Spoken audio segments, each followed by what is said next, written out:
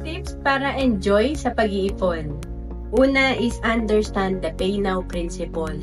Alam mo kaya hindi tayo nag-iipon or kung nag-iipon man tayo, sa simula lang tayo talaga marunong and then nakukuha natin ito kasi hindi natin naintindihan yung future ng ating pag-iipon, yung benefit ng ating pag-iipon.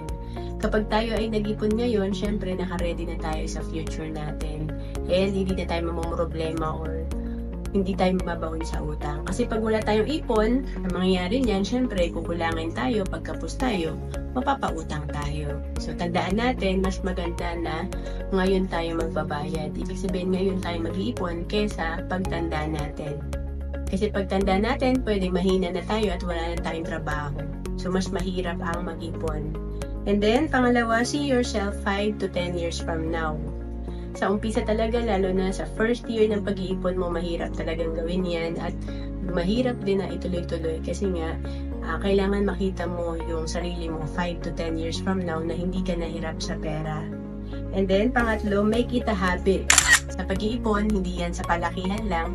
Importante rin, kahit maliit lang ang naiipon mo, kailangan consistent ka. Gawin mo tong habit kasi yung maliliit na halaga, pag ginagawa mo yan, sa 10 years, 20 years ay lumalaki yan at nagiging milyon. To know more about savings and investment, message mo na ako sa FB, Roan Celis Capistrano.